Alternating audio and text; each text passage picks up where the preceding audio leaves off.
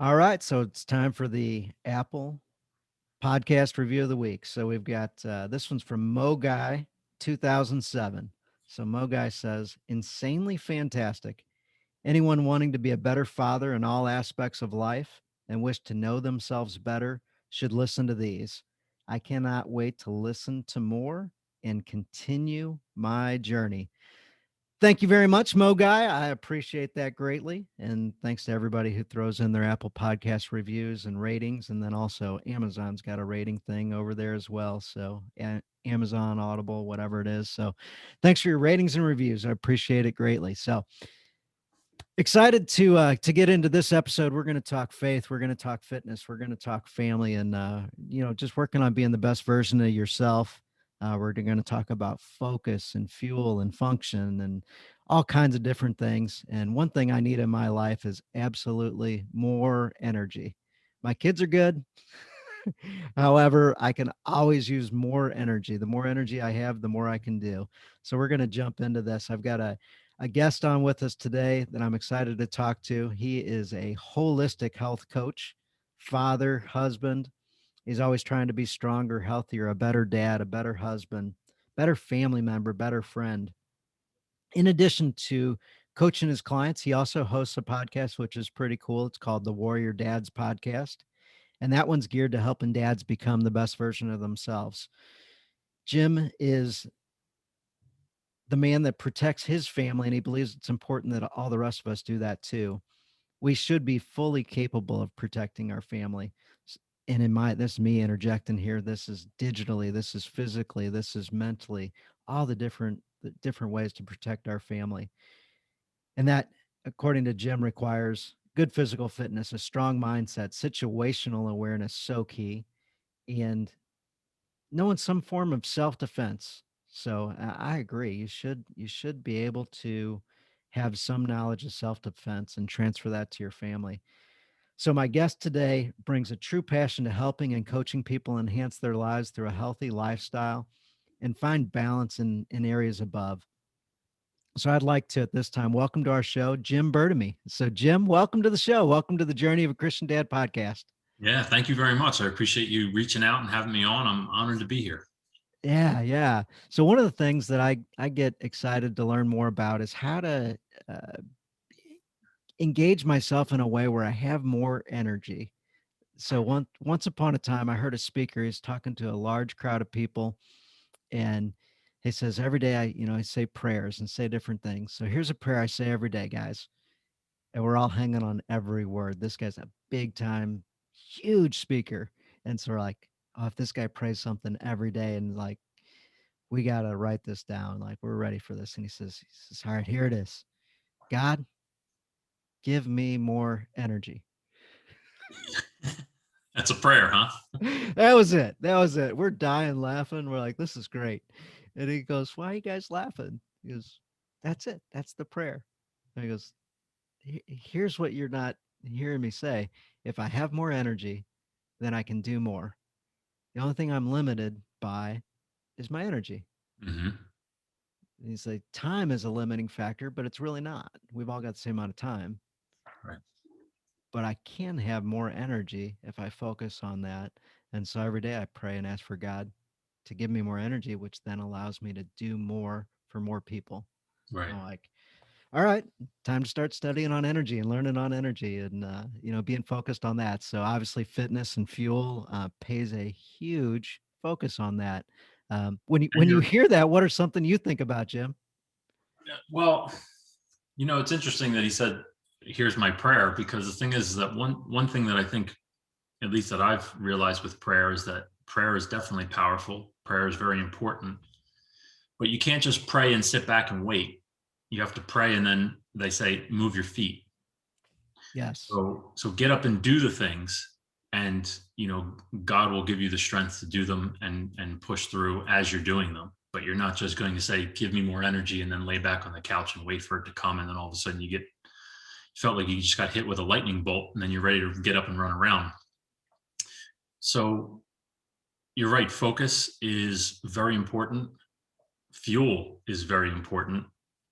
And the way that we move and our function is very important too. So I always tell people, when you're thinking of the importance of fuel, because so many people, when they think about energy, they think, well, maybe I'll just go for a run and I'll get more energy, or I'll do some exercise and I'll get more energy. And that can be true, given the fact that you're not exercising yourself to the point where you don't have any energy, because that would be called working out.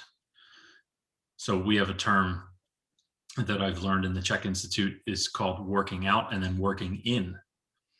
So working out would classify exercise that would take energy out of the body and leave you without energy, whereas working in can energize the body and actually cultivate energy in the body. Now, of course, you're going to lose some energy when you're training or you're working out. I actually have gotten away from using the words working out, and I like to usually refer to it as training. So I'm training my body for whatever. I'm training myself to get stronger. I'm training myself to be a fitter dad. I'm training myself for just life.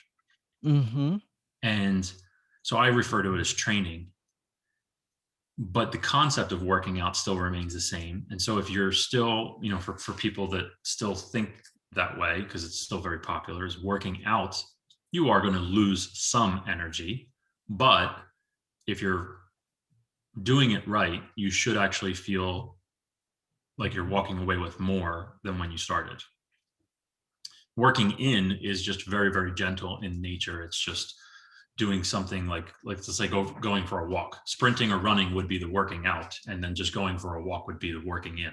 So you're actually cultivating energy. You're still moving the body and pumping the body, but you're doing it in a way that's almost energizing you, and you're feeling a lot better because you're activating.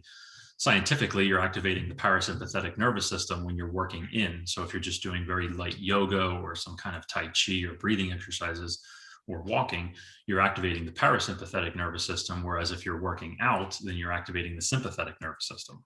So, but fuel is really important because if, let's say you train every day, let's say you do 5 days a week.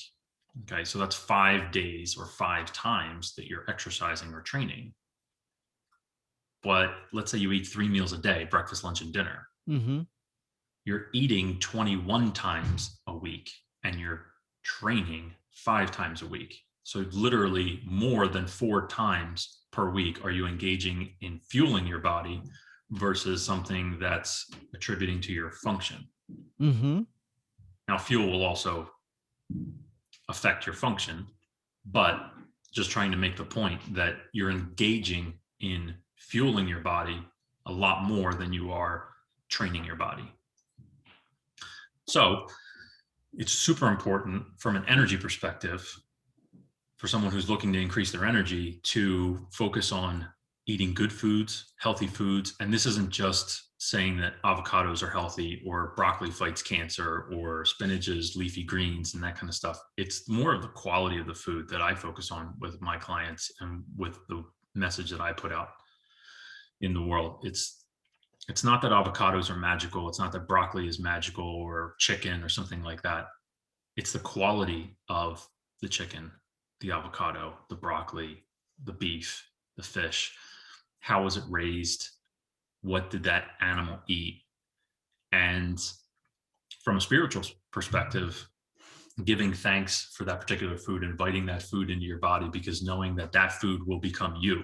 The cells in that food are replacing the cells that are constantly dying in your body. So you're literally becoming the chicken and the broccoli and the avocado and things like that. And that's attributing to your new eye cells that are being made, your new bicep muscles that are being built. And so we always give thanks for our food. We always give thanks to God for the food, but then we also give thanks for the food, to the food. And that will help to definitely increase your energy, because if you're decreasing the amount of toxins you're bringing into your body, then you're increasing your energy output.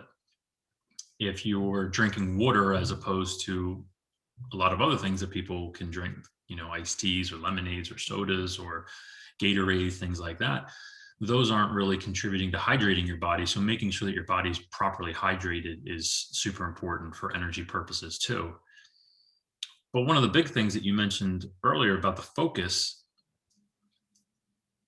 that's really important, because we could be so tired. I'll give you an example. We went to Disney about 3 years ago now. Oh, just And rub it in. Just rub it in. it was my second time ever going to Disney. I went when I was 15, and then we took our son when he was 5 and a half. We And were loaded up. We were packed, yeah, and it was 3 o'clock in the morning, we get a Uber. Thursday, Oh, God. and about 4:17 or so, I get a text message from a friend, and I'm home, and I say, "Honey, we got to stop everything. We got to talk."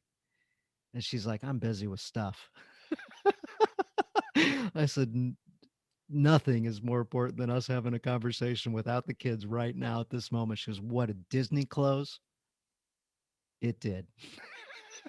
So we have not yet been to Disney. We were leaving on Saturday and packing our van Thursday night. We were so excited 2 days in advance of the flight, and so our Disney trip didn't happen. So I'm glad you guys got to go 3 years ago.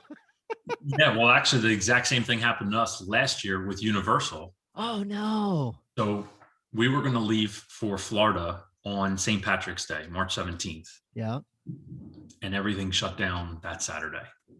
So yeah, 2 days before or 3 days before we were about to leave. yeah. We're doing the same thing, the Yep. same time. Everything Like shut down. let's go. Yeah, yeah, Cancel everything. Had to cancel the flights, but we're going soon. We're going to Universal soon with my cousin and his family, and we're really excited. So it's actually going to be my first time experiencing Universal. Unfortunately, it's going to have to be with a mask on, but yeah. he goes. They have season passes, and they go all the time. So he says that it's great. That they don't really. How'd your family take that? We'll go to focus here in a second, but how'd your family take that when like you're leaving and then you're not leaving? And how'd you share the news? How'd you and your wife talk about it? How'd the kids react? So before the shutdown, I was thinking to myself, this is just it's going to blow over. Yeah. It's no big deal. And then things started shutting down. And I said to myself, oh my God, we're going to have to cancel this damn trip. And our hands were kind of tied. I was actually thinking, like, you know what? Okay, if the airline shut down, let's just drive. And then the park shut down. And we had no choice. So the conversation was, all right, let's drive and we'll just still do it. And we'll figure out a way, we'll adapt. And then that all got taken out from underneath of us. So then we just, our son's pretty understanding. He's not a big complainer. And we just had a regular conversation with him. Hey, bud, everything's shutting down. This virus is really taking hold of the world, and we're just going to have to put it on hold. Of course, he wanted to go. He was 7 at the time. He's now 8.5. So he was 7.5 at the time. And he said, okay. Like, yeah, he wants to go, but he's not going to sit there. He didn't cry. He didn't complain. You're like, oh man, so it's just because if he's ever tried that in the past, we said, no, that's not how you react to a situation. You have to think of, okay, this is the situation that we're in. And we've always tried to teach him how to adapt and how to maneuver and be a little bit more easygoing about it and just understand the reason and say, okay, well, this is out of our hands. There's nothing we can control. We're not being punished or anything like that. So it is what it is. And we're going this year. So, I don't, he doesn't mind wearing a mask. He doesn't really go out too much to anywhere that he has to wear a mask, but he doesn't mind it because he thinks he's like a little ninja, with the mask on. So it's cool. And I live in Pennsylvania, so it's pretty cold here right now. So actually the mask isn't a downfall when I don't really wear it when I'm outside, but sometimes I do if I'm walking the dog because it's cold and windy where we live. So sometimes the mask is actually good and it'll just protect you from the wind burn. So yeah. I've gone out running and I thought, man, if I only had something that I'm like, I got a million of these masks. Why don't I just throw one on when I'm running when the wind is stinging my throat and my lungs? But yeah, we kind of had the same thing, we took maybe a couple of hours for me and my wife to kind of just take that information in, work through it ourselves, and then we shared it with both of our daughters at the same time, and they like are you guys pulling something on us? Is this really, we talked through it, and I don't know if we had a couple tears or not, but it was minimal. And they're like, like almost comforting my wife, my daughters, like it'll be fine. We'll be okay. Like we'll get through this. And, Yeah. you know, but it didn't take too long. And they're like, all right, cool. Like we're good. Yeah. Kids are so resilient. It's amazing. You just gotta you just gotta teach them to adapt and be fluid like water, as Bruce Yeah. Lee would say. Yeah. Yeah, absolutely. So you were talking about focus before I interrupted So you. So 3 a.m. we were going to Disney 3 years ago. 3 a.m. and we're tired. We're at my brother-in-law's. We didn't go to bed super late because we knew we had to be up early. We had an early flight, but we're up at 3 a.m. But even though you're tired physically, you're mentally alert. You're focused on, at least I was focused on getting that Uber driver scheduled, ready to go. First thing I did was turn my phone on, find the closest one. Boom. Okay, you're going to be here at this time. This is our pickup time. And then it's, let's get everything ready.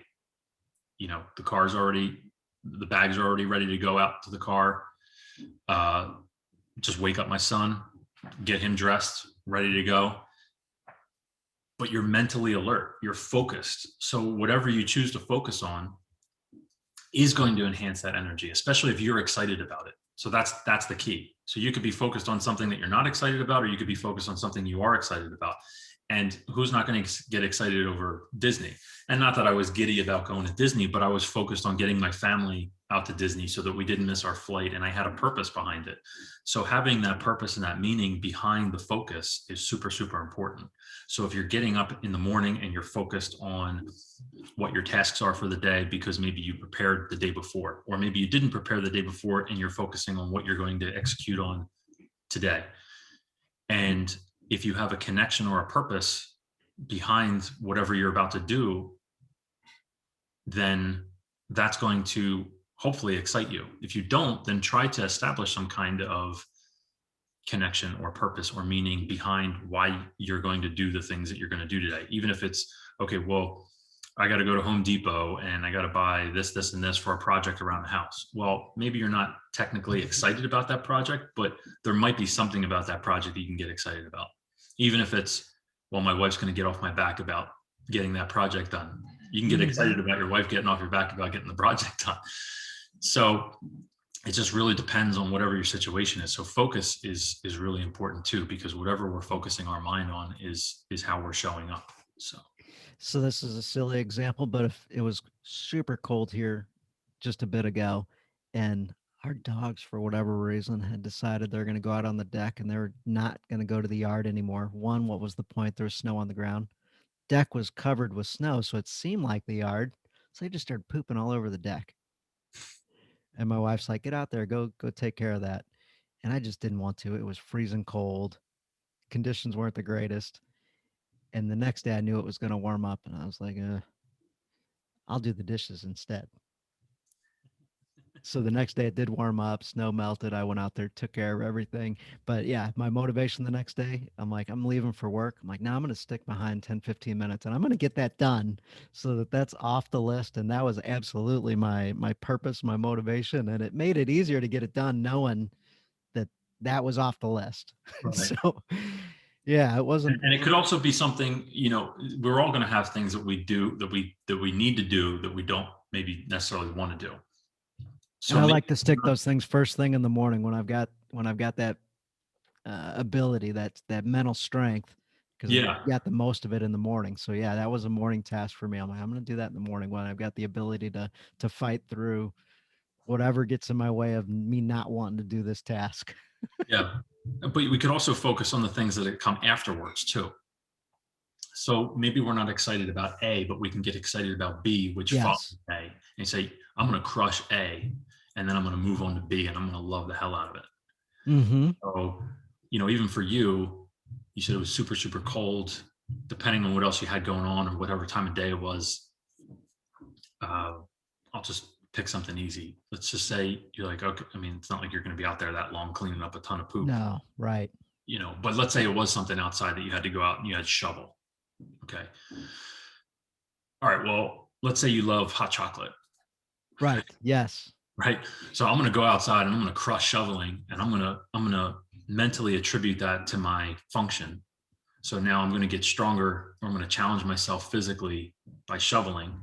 So I can feel good about shoveling because I'm physically pushing myself and physically challenging myself. And I'm going to treat it like deadlifts, and I'm going to treat it like, chopping wood almost, but it'll be reversed, right? Because you're shoveling and throwing it over your shoulder or something like that, right? Or you're pushing and treating it like a prowler sled or something like that. And then I'm going to look forward to going in and just, kicking my feet up while I have a nice cup of hot chocolate. And Yeah, then, and that's a perfect example. We love hot chocolate at our family, and so the there hot you go. chocolate absolutely tastes better after you shovel snow, after you take the dogs for a walk in cold conditions or rainy or whatever. And Right. when we're So back, if you though, we're have going the to get to have energy, the hot chocolate. so yeah, right. So if you have the energy because you're focused on the hot chocolate, you're focused on the aftermath of the Yeah. snow shoveling. You're not maybe happy about the snow shoveling, but you can feel good about it because you're connecting it to something else that could be beneficial for you, right? So you Right. can connect it to that purpose, and now it has a double purpose. And you can also get excited about the hot chocolate that follows it. So now you're not just looking at it as, I got to be out here shoveling and this sucks and I can't wait to just get inside. It's cold, whatever those thoughts Hmm. are. You say, you know what? You got to suck it up. And also, when you're doing something that you don't want to do, like my son said today about being on school, he says, well, I can't believe I have school. He said, I wish I didn't have school today. And I literally just had this conversation with him this morning. He said, don't focus on school, focus on the things that you like about school. So maybe you're going to be playing with your friends on the breaks that you have, or maybe you are going to look forward to this story that your teacher is going to tell, or pick out the little things that you like about school. And even if you have 5 little things, that can add up to one big thing. Hmm.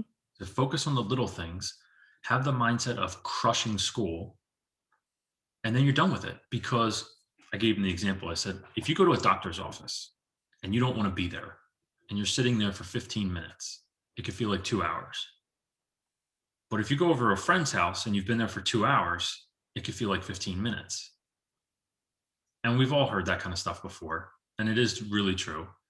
But if we're focusing on the bad part, it's going to drag and it's going to feel like forever. But if we focus on the good stuff, it'll help to speed it up.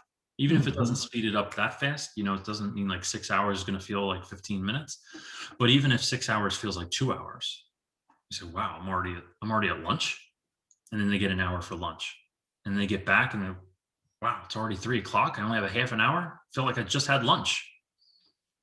So teaching him that, and we've been talking about this kind of stuff for years, because I'm a really big believer that kids are very smart, like very smart, Very smart. because they might not have the full capacity yet because their brains are still developing and they're still maturing and things like that, but they don't have the cloudiness. I'll call it the cloudiness from like everything else that we have going on in our life, all the responsibilities, all the other things that we have to think about, all the other things that we've learned and that we encounter on a day-to-day basis. They just don't have that volume clouding up their minds. And so they're very receptive. I mean, you can't call a kid stupid if plenty of kids that start learning multiple languages before the age of 7 or 10 can retain those languages and be fluent, and you can't call those types of people stupid or regard them as not intelligent enough or not able to understand certain things. So I'm a big believer in just drip feeding our kids from the age of whenever they can understand what you're talking about, 2, 3, 4, and just giving them a little bit at a time instead of waiting until they're teenagers and they're perceptively able to pick up on this concept or understand this terminology. I Don't think a wait. great example of that is the talk. Yeah, the talk. Don't wait until, well, I guess depending on how graphic you want to get with the talk, which I wouldn't recommend that. But Yeah. it's just Yeah, like, you drip your way into it. It's a series of yeah, or conversations let's say over alcohol. years. Let's say alcohol. Yeah, there you Like go. our son had like a little sip of wine before. He's tried bourbon, it's just a little sip, like literally a sip. And he's like, okay, and I actually do have a funny story about that. So I bought this bottle of Michter's bourbon, and I don't drink very often, but it was a nice bottle, and I was excited to get it because it was very hard to find. And I had bought it, and I had said I was putting it away, and I said I'll have to share that. I'll have to try this with somebody. I'll have to open this with somebody that really appreciates bourbon. I Right. wasn't just going to open it by myself and just drink it by myself. And my son heard that, and this was a couple of years ago, and he says, "Well, what about me, Dad?" He says, "I like bourbon." I'm like, and so, and he had literally, I think, probably had this, like I said, a couple of years ago, he might have had one or two sips at that point. And I said, "Well, you know what, buddy?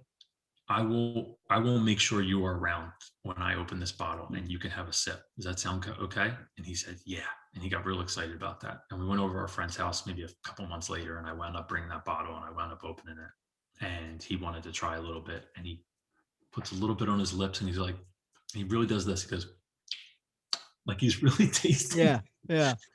like he's at an actual tasting for something. And he's like, "Okay, it's pretty good." And then he walks away and he goes back to playing with his friend. And it was just the cutest thing. And it was just so funny. But something like that would be something where you're kind of just introducing it to them so they understand it. And that's, I think, a little bit more of taking the fear of the unknown away, or the not the fear of the unknown, but just that unknown factor and that curiosity. That's what it would be. More Yeah. that Yeah. curiosity, so they don't think like, wow, I don't know what any of this tastes like, and I just got to start pounding it. I mean, that's a whole topic, but I'm just a big proponent of just, having these little conversations with your kids, even if it's a 5-minute conversation, 2-minute conversation. And then when they start realizing what you've been talking to them about over the years, because now they're different, but you're saying the same thing. The message is the same, but they're a different person and they're going to interpret it a different way. But they know that they've been hearing this for years. It's going to stick so much more than you have a rebellious teenager going through puberty who thinks, well, I don't want to hear what you have to say. You're also developing that relationship, and you're establishing with your kids that you have the ability to communicate together and that they can listen to you and that you're one of their biggest teachers in life, instead of them only thinking that their teachers at school are their teachers, because they're like, yeah, my dad's been telling me that for years. Yes. So Yes. Yeah, absolutely. Yeah, I'm a big fan of little teaching moments. Every day I'm always looking for a little bitty teaching moment. Sometimes the big ones are there too, but even in regular days there's absolute teaching moments for sure. yeah. So what are some other things that clients of yours or friends or even yourself have struggled with that you see kind of a common theme over and over and over? The other day I was interviewing a doctor, a psychiatrist, and he's like telling me a few things, and then as we're talking, he realized something for his own self, and it was a really big deal. And he's like, "This is something I know about. This is something I teach on." And at the same time, here I am discovering it for my own self, like it's brand new. You ever have anything come like that that is like a discovery in a topic where you're already pretty dang good at?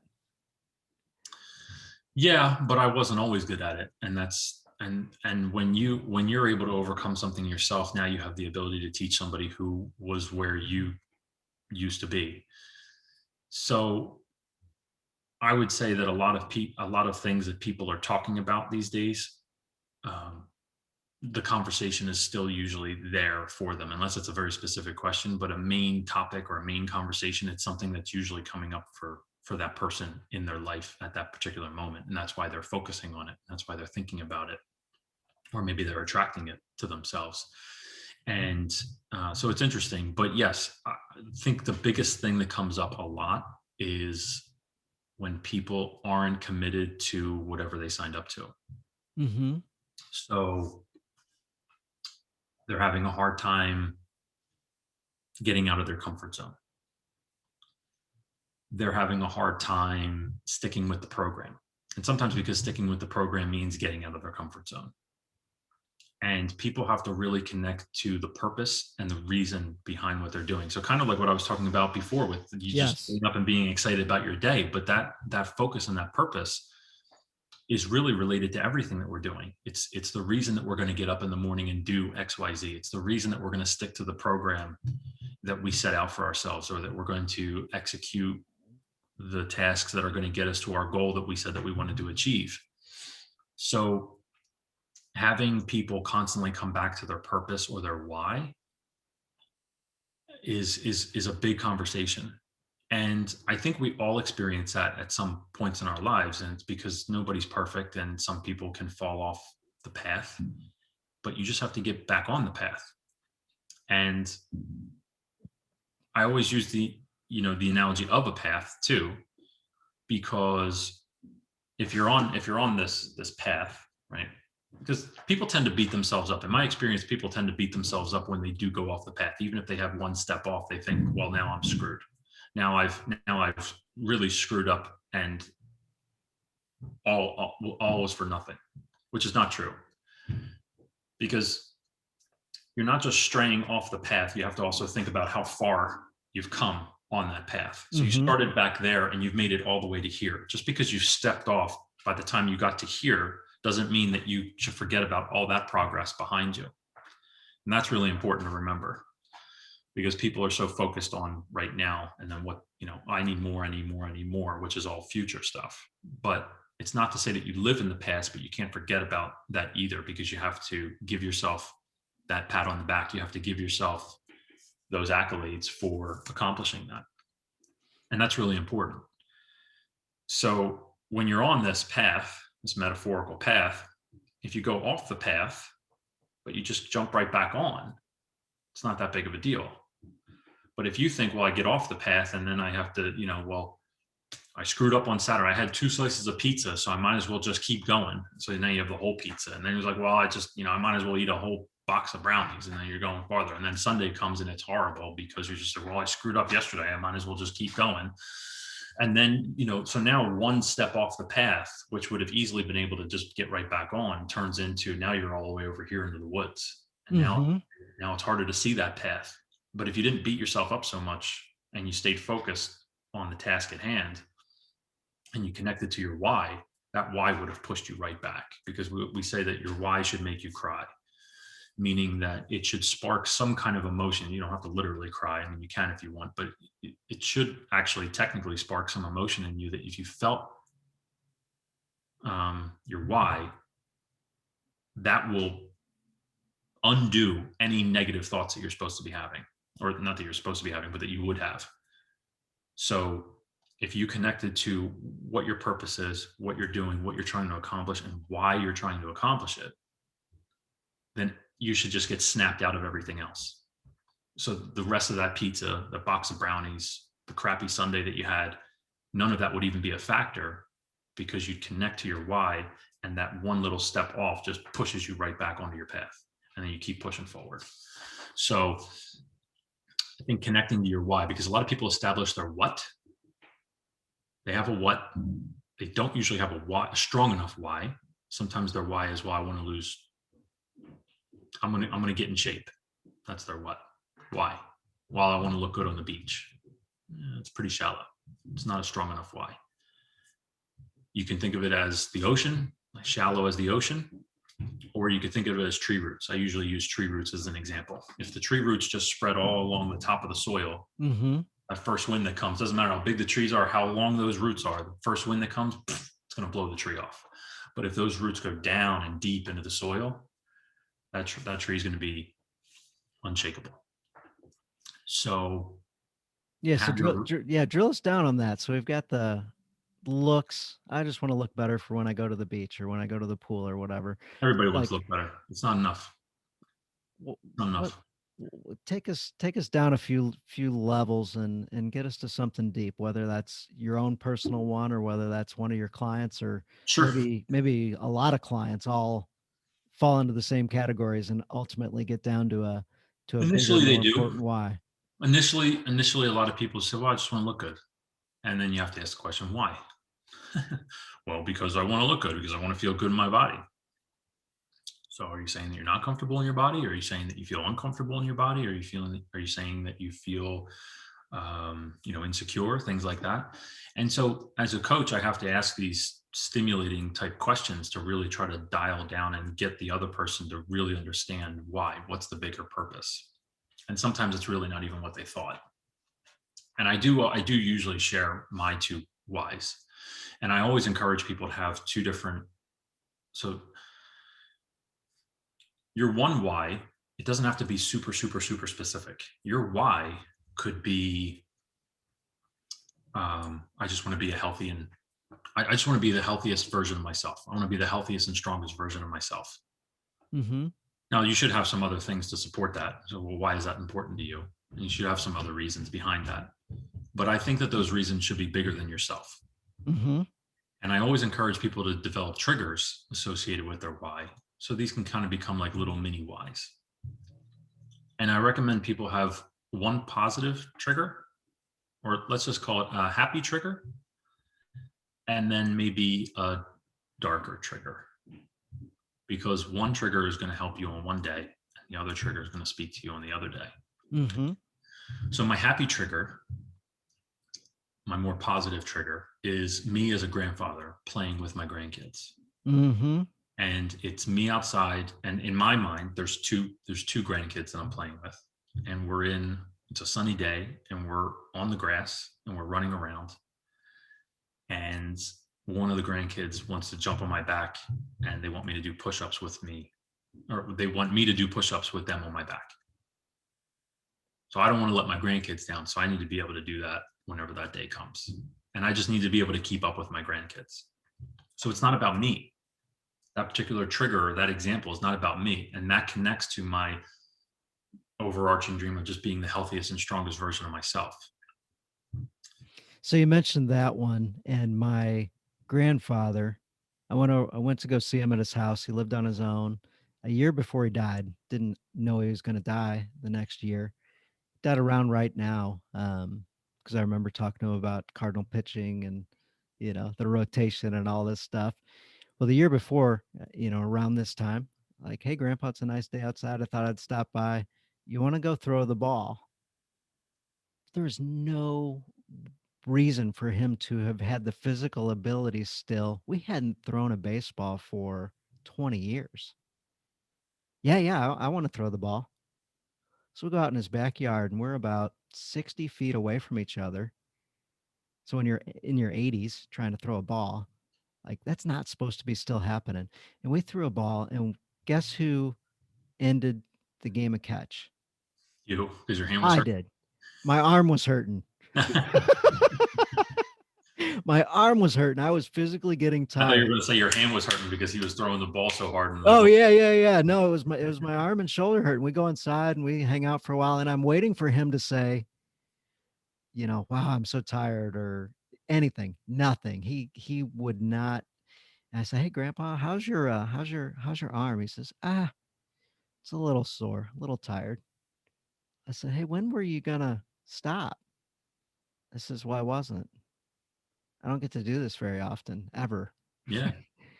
Like I was gonna keep playing until I couldn't anymore, or until you called it.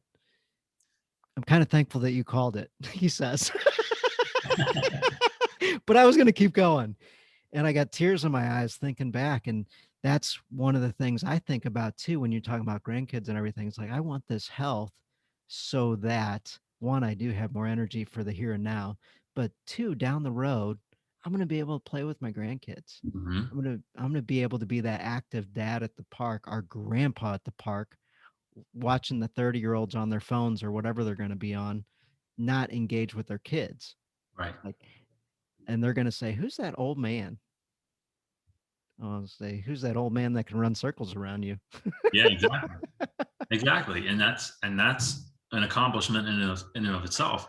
But then to be able to have that, I mean, I run around with my kid outside with his friends, and we'll have water gun fights Yeah. and we'll be playing games and stuff like that. And honestly, not a lot of the other dads are out there doing that. No. And I'm not judging, but I'm just saying that I'm able to do those things. So I want to be able to do those things. And I'm playing hide and seek with some of the kids, and I'm literally crouching down behind air conditioning units outside. And it's just, I can get into a full squat no problem and get all the way down there and then run away or something like that. And it's fun, and you can get to be a little kid again too. So that's also good for our mental health and our creativity and things like that, especially as we get older, we somewhat get away from that. So spending time with your kids, making crafts, even if it's just folding origami paper and making something, or getting out a coloring book and you coloring it. I've actually had clients that have gone out and bought adult coloring books because they loved it so much, Yes. or I recommended it to them, and they have colored pencils and they have markers and they have crayons. And it's actually a really great way to wind down from the day, even if you don't have kids. Because some of these clients that I have, one, she was single, she didn't have kids. I've had guys do it before, and it's just them and their wife, and they don't have kids. And same thing with female clients. So Yeah. it's a good way to kind of spark your creativity. You can kind of put some color on paper, and it's definitely important to do. That one's a great one. My daughter, she says, "Hey Dad, download this Bible coloring app."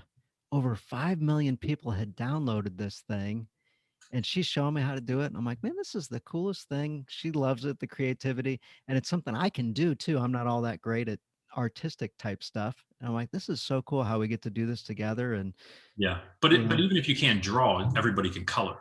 yes, So yes, yeah, exactly. so if you have the stress and the anxiety of, well, what do I put on this blank paper? Then that can kind of detract from that creativity. Yes, Now you're blocked up and you're in your head and you're thinking, well, whatever I put on here is not even going to be good enough anyway because I suck at drawing. But the thing is that, okay, if that's the case, one, try to actually detach from that mindset anyway. It's really, one, it's not healthy. It's not benefiting you in any way. right. And two, if you've looked at some of the paintings that have even gone for hundreds of thousands of dollars, to be like, well, what are these triangles on this canvas? Yeah, They yeah, go for millions of dollars. I could do that. I could draw a triangle. Well, just draw a triangle or draw a circle, and maybe that circle turns into something else. And so mhm, not having judgment for your own creativity is really important as well. But aside from all of that, if you just go out and get a coloring book, even if it's a kid's coloring book, just color. You already have the yeah, picture right there. Just put some color on the yeah. paper. I love it. I love it. The coloring is actually fun. Like, Yeah, it is. I mean, I've spent a lot of time on this one Thor coloring picture in the coloring book, and I shaded it and I did all this stuff. yeah, Um, so that's my positive, right? That's yes, my positive trigger, and then I have a negative trigger, and I wouldn't call it negative because it's still positive outcome, but it's darker. It's a little deeper, and that scenario is, it could really be any crisis scenario. And we can even dumb this down. It doesn't have to be crisis, but this is just what I chose. There's a burning building, and my wife and son are unconscious, and I have to get them out. And I'm not blocked by fire or anything like that. It's not like all these different things. It's just, there's a fire, they're unconscious. I need to get them out to safety. So I need to be able to throw my son over my shoulder and my wife over my shoulder simultaneously and get them to safety. And so it's literally life or death. And it could be for me, and it could be for everybody, all three of them, everybody in my family. It could be, you're at the mall and there's an active shooter scenario. It could be you're just on a hike and all of a sudden your wife sprains her ankle and your son, falls down and scrapes his knee, and neither one of them can hop their way out of there. It doesn't have to be life or death. It could just be, that's a real scenario. My wife sprained her knee or sprained her ankle playing volleyball the one day, and she was down. She rolled it. She went into a ditch and came down on her foot the wrong way. So it was double whammy. And I literally picked her up, threw her over my shoulder, and brought her over to the house. So, it's just, sometimes you just got to do what you got to do. And I want to be strong enough, which I am at this point, but I just don't want that to be my end goal. I want to continue on. I want to continue getting stronger, and then eventually just maintain what I have. What strength I have is that, I want to be functionally capable of taking care of my family physically. And that's just one of my triggers. So I encourage people to develop those triggers for themselves. And it's not just enough to just think about it. It's not enough to just write it down. What you have to do once you think about it, once you have that thought, is you have to try to actually experience it through visualizations. So hmm, spending time with your eyes closed, visualizing that day. What does the air smell like? What does the grass smell like? What do your grandkids smell like? What do they look like? Maybe even give them names. Is the wind blowing that day? Is it not blowing that day? How does it feel to do those push-ups with your grandkids on your back? Are you smiling? Are you struggling? You know, what do you want that day to look like? And then live that day out multiple times. Doesn't have to be that day, but multiple times. You have to viscerally experience that scenario, because then when you think about that while you're training, or if you think about that while you're laying in bed and you don't want to get up and get out of bed to go train, to go exercise, to go do the things that are going to contribute to your health, because let's face it, it's not just about exercise that is going to help you get to those goals. You have to fuel your body the right way. You have to be positive. You have to focus on things that are going to help add to your goal instead of detracting from your goal. You have to rest enough. You have to get to sleep enough. You can't just stay up all hours of the night drinking, eating crap, watching TV shows that, whatever. You have to manage your lifestyle appropriately. Doesn't mean you can't have fun, but you have to manage your lifestyle. And so there's a lot of moving parts that contribute to you achieving this goal that are aside from just the physical. And you live out those experiences and you live out those triggers, so that this way, when you're not feeling motivated, you think about your trigger and it will motivate you. It'll push you, because your why will make you cry. Because if you don't do that, then you're letting your grandkids down. If you don't do that, then your wife and child are dying in a fire. And that could be a real scenario, knock on wood, hopefully it never is for the darker version, but it could definitely be a very real scenario when you're older and you have grandkids and one of them says, "Hey, grandpa, do a push-up with me on your back." Are you going to say, "I can't"? And if you do wind up saying you can't, think of the regret and think of how you're going to feel if you basically let them down, because you thought about it when you were in your 30s, you thought about it when you were in your 40s, and now you're in your 60s, 70s, 80s, and you can't do it. I mean, at some point, I'm guessing, there's going to be some diminishing returns, and maybe at 100 years old, you wouldn't be able to, but maybe you would, who knows? But the thing is that it's, connecting to those triggers and viscerally living them out, because you can have an experience. You could watch a video and someone breaks their arm or they dislocate their elbow. And if you've never broken your arm or dislocated your elbow, you might be like, "Well, it kind of sucks," but you don't have that cringe feeling. You don't have that like, "Ooh." Me, I've dislocated my elbow snowboarding. I've dislocated my knee doing jujitsu. And so when you have those experiences, because you've lived them, now it feels different. Now you have that cringe. Now you have that tingling sensation in your elbow, even though you're just watching it or even just hearing about it. You're not in the situation. You're perfectly safe in I'm your living room. squirming in my chair here and you talk about it. Right? Ugh. So it's just like, ooh, like you could feel it in your elbow, but you're perfectly safe. Right. You're not in that situation that other person was. You're not in the situation that you were whenever you injured yourself, but you can feel it because you have that connection. And so you have to have that connection instead of just saying, "Okay, I wrote down my trigger. Here you go." Mm-hmm. Great. Live it. Live it, live it, live it over and over and over and over again. Don't let that trigger out of your sight, like mentally out of your sight. And because then when you think about it, when you're training, and I point over there because that's where my gym is, but if you're training over there and you're not feeling motivated, or you want to push yourself a little bit more, or you just want to pull yourself out of bed, think about your trigger, and that will move you. That will spark that emotion in you. Like, "Yep, I'm going to stay on that path. Those two pieces of pizza, no factor. I'm going to get back on the path. Yep. Oh yeah, I screwed up over here, no factor. I'm going to get back on the path because I have a big enough reason. I have a big enough why."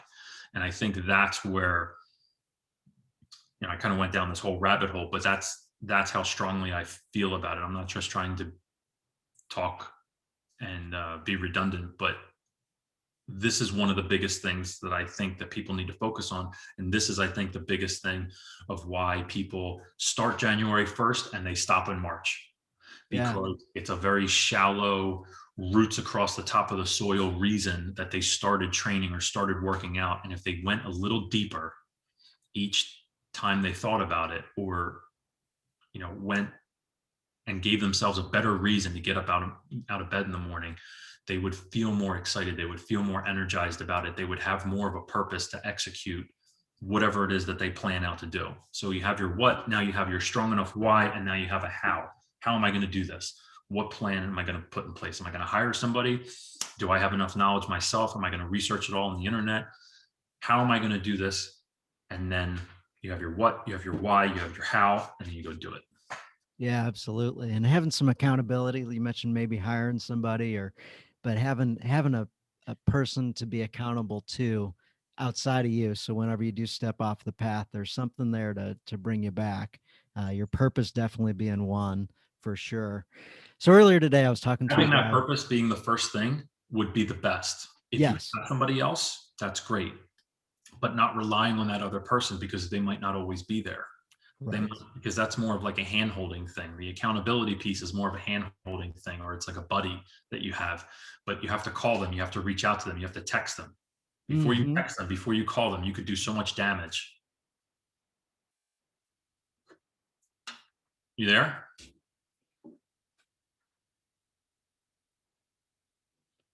It says I'm the host. All right, we're back. Whatever. It said I was the host and it just went to me on the screen. Sorry. Okay, that was weird. Yeah. So I'll just try to pick up where I So left yeah, off. we're talking about accountability and also your purpose. I think both are important. So if your purpose is that strong, fantastic. However, we can always tend to drift. Today, for example, I have a Bible devotional I do with a whole group of guys, and today or yesterday was day one of the new one that we were starting, and I had this big long streak on the YouVersion app, the longest of my life, and it was Sunday, and I was focused on Sunday Mass, and I actually did not do the devotional. And I woke up this morning and I thought, hey, I didn't do what I always do every morning yesterday. And I bet when I click the app, it's going to say day one, streak one. So today I'm starting all over again. And we talked earlier about not beating yourself up and staying on the path and things like that. So I was like, huh, isn't that funny? I'm on day one. I'm a brand new guy. I'm starting over.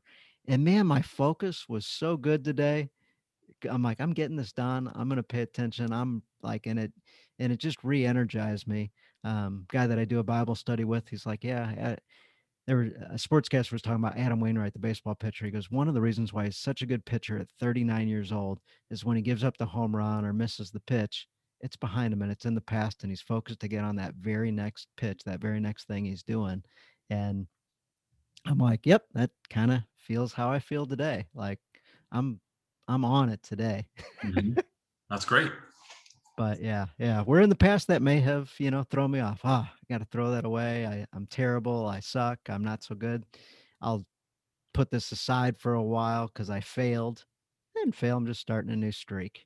Yeah, Starting a new streak. exactly. So him and I also talked about this morning a Bible verse which relates to this. It's 1 Corinthians 3:16. Do you not know that you are God's temple and that God's Spirit dwells in you? And we were talking about a bunch of different things, and I'm like, hey man, let's stop on this one.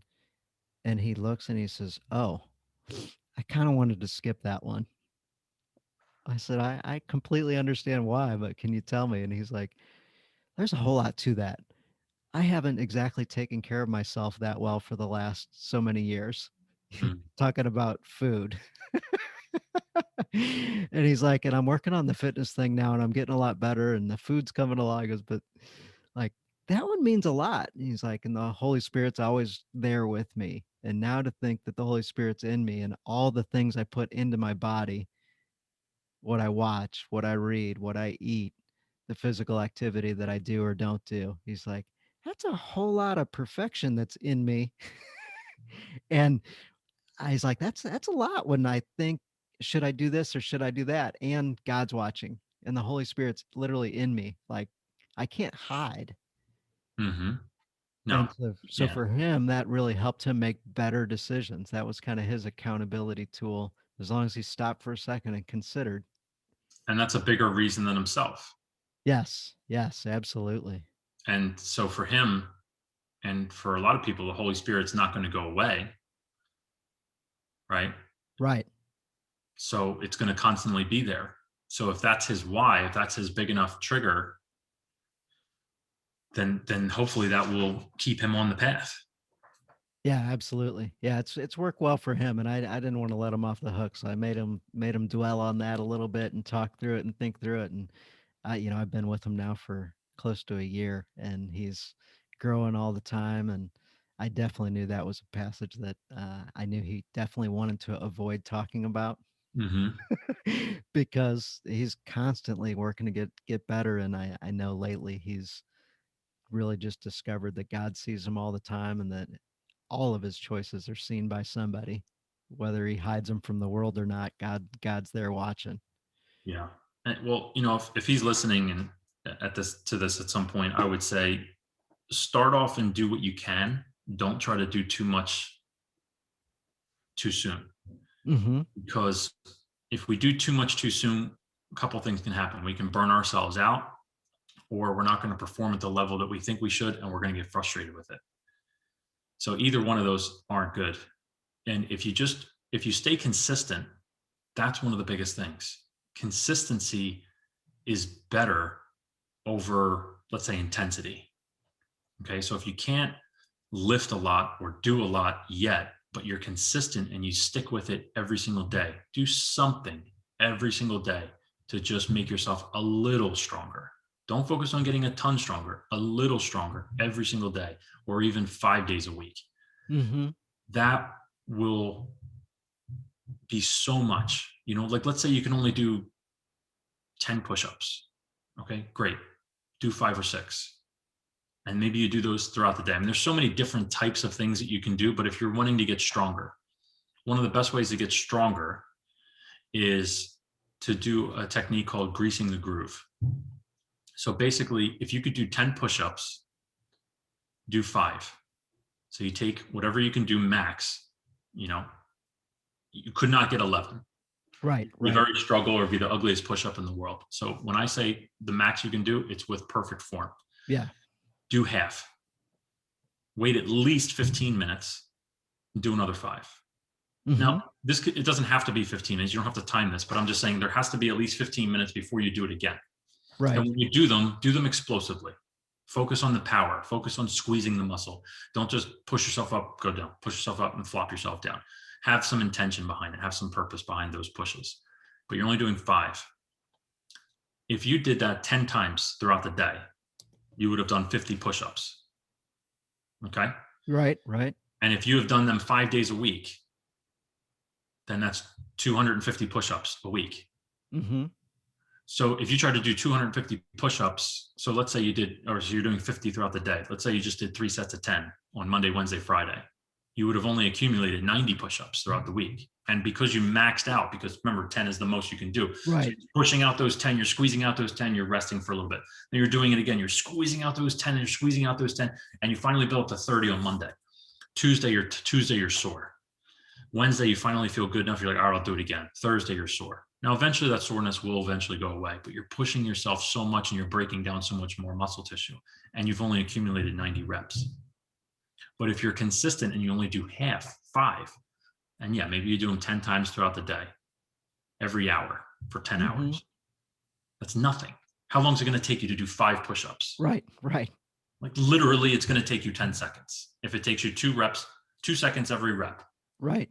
Even if it takes you 15 seconds, do you have 15 seconds? We're so used to saying, do you have 15 minutes to set throughout the day to do some extra? Do you have 15 seconds? How much easier do we want things to get, right? There was that movie, Something About Mary, and they're in the car talking. It was like 8-minute abs or something like that. Right. Right. Goes, well, what if somebody just comes out with 7-minute abs? Right. So how much time are we trying to shave off? So if you have 15 seconds to do 5 push-ups, max 15 seconds, and you did that 10 times throughout the day, I don't even know how many minutes that would add up to, 15 times 10, but that would be how many, seconds it would take you. And you'd have accumulated 250 push-ups. Think of how much stronger you're going to get than the person that does 3 sets of 10. Yeah. Monday, Yeah. Wednesday, Friday. The typical 3 days a week, Monday, Wednesday, Friday. And you could do the same thing with chin-ups. Yep. You can only do 6 chin-ups right now. You can only do 2 chin-ups right now. Great, do 1. Just cut Yep. it in half. Super simple. And you can start getting yourself stronger, and you're not building up a lot of lactic acid in the muscle, which is helping to increase your strength. You're increasing your mitochondria, which is actually you talk about energy. Where's our energy produced in the cell? It's mitochondria. That's where all the energy is produced. So the stronger the mitochondria, the better the mitochondria we have in our cells, the more energy you're going to have, period. And you're not going to get sore. So you're not going to be like, oh my God, I'm so stiff. And then that's going to deter you because, I don't like the stiff feeling, or I don't like the sore feeling. And men and women can do this too. Yep. Men and I women do can do that. this. I do that at the office. I'll feel a little sluggish and I'll do some squats. I'll do some push-ups. Yeah, but the key is half.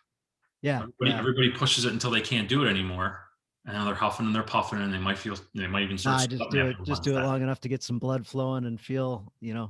like I've got some oxygenated blood, and the brain fog's gone, and I can get back to being focused on something. So that helps a ton. Yeah. And So for Jim, food, friend, for food, take your favorite food and try to make it yourself. You can okay. control the ingredients. You can use better ingredients. Yeah. You like fried chicken? Great. Go get some organic chicken. Look up a recipe. Get some organic buttermilk. Get some organic flour. Get some good quality oil. Use some grapeseed oil, avocado oil, something like that, and make your own fried chicken one day. Don't do it every week. Don't do it 3 times a week. But you love fried chicken? Great. Don't go to KFC. Don't go to Popeyes, or I don't know. I've never been there, but Right. make your own fried chicken. Yeah. You like cheesesteaks? Make your own cheesesteaks. Go get some chip steak somewhere. Go get some gluten-free rolls, or just regular sourdough roll or something like that. Something higher quality. And do it yourself. So you don't have to necessarily deprive yourself all the time, but you don't have to go to McDonald's for a burger, or you don't have to go to KFC for fried chicken. You can do it yourself. You're perfectly capable of doing it yourself. And we live in the information age. You don't know how to make fried chicken? Just Google it. Yeah. No kidding. It's out there. No kidding. If they're using canola oil or peanut oil, you don't have to use that. Recipes, cooking is like art. It's one of my passions, actually. And I love cooking, and I love creating new things. I like putting flavors together, and I love feeding my family. And just because something says use canola oil, don't use canola oil. Use grapeseed oil. Use avocado oil for high heat. You can control the ingredients. It says use this kind of flour. Who cares? Use your own flour. Yeah. Yeah. Make it your own. Well, I appreciate your time, and everybody, you can find Jim at the Warrior Dads podcast. He's got a great podcast. So many different guys he's interviewed over the years, and I loved his Dom Rasso interview. Dom Rasso is a really, really cool guy. Big time into protection, security guy, and then physical fitness as well, and huge man of faith. So really, really cool. So I appreciate being connected to you from me checking out Dom. So that's how our connection was. So yeah. we always like to end the podcast with a challenge for the men. I know I didn't prep you for it at all, but can you think of a challenge for some Christian dads to get into this week? Around any topic, any kind of challenge? Around any topic. Yeah, any topic you want. Let's go with the triggers that we talked about. I think I Yeah. beat the topic to death. I was pretty thorough, so you can rewind if you need to and create some triggers for yourself that will spark you to move and take action and motivate you no matter what else is standing in front of you. So whether it's, I don't feel like cooking today, or I don't feel like getting out of bed, or I don't feel like exercising, and you think of one of your triggers, whether it's a more cheery one or whether it's a darker one, and one day one's going to motivate you and one day the other one's going to motivate you. And think of something that's bigger than yourself that will drive you to take action and do the right thing. That is a great challenge. I was going to do that one anyway. The positive one, I was like, I'm rock solid on that one. However, the sad, darker, negative one, I'm like, I don't really have one that speaks to me in a big way. So I need to do add that one. I can certainly see some days one's going to be better, and other days, like you said, the other one's going to be better. So So you can think of that as your nightmare, yes, something yes. that scares you. So what would you not want to happen in your life? What's a situation that you wouldn't want to happen?